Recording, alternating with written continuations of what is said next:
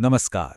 आज हम इतिहास के पन्नों में दफन एक ऐसे रहस्य की गहराइयों में उतरेंगे जिसने दशकों तक पूरे देश को उलझाए रखा। ये कहानी है एक गुमशुदगी की, जो आज भी अनगिनत सवाल खड़े करती है। बस इन शब्दों से ही आप अंदाजा लगा सकते हैं नेताजी की क्रांतिकारी भावना का।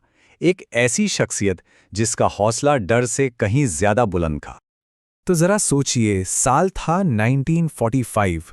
दूसरा विश्व युद्ध खत्म होने की कगार पर था।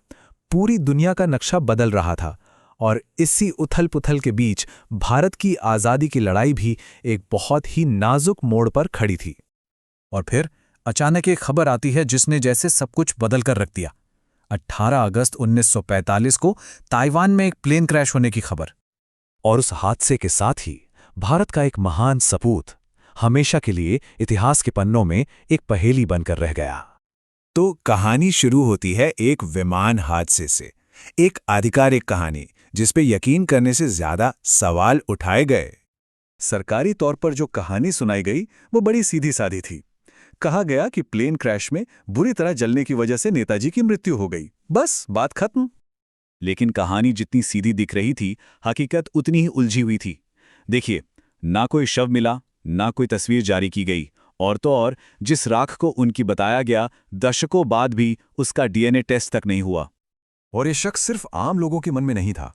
सोच कर देखिए, ब्रिटिश इंटेलिजेंस, जिनके वो सबसे बड़े दुश्मनों में से एक थे, खुद उनकी रिपोर्ट्स में ये माना गया कि नेताजी की मौत का कोई ठोस सबूत है ही नहीं। बस यहीं से ये रहस्य और भी गहरा होता चला गया।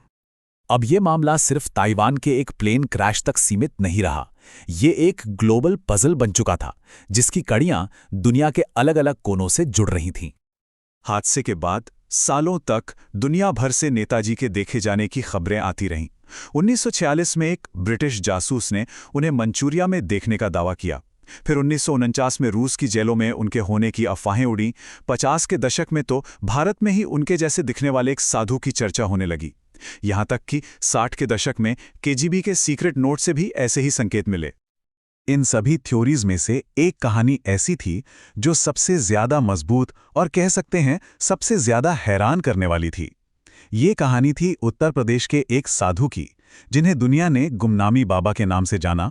उत्तर प्रदेश के फैजाबाद में एक साधु रहते थे जो लोगों से ज्यादा मिलते जुलते नहीं थे। उनकी आदतें और उनका ज्ञान दोनों ही चौंकाने वाले थे। वो नेताजी के जैसा ही टाइपराइटर इस्तेमाल करते थे। उन्हें आज़ाद हिंद फौज के वो राज पता थे जो सिर्फ गिने चुने लोगों को मालूम थे।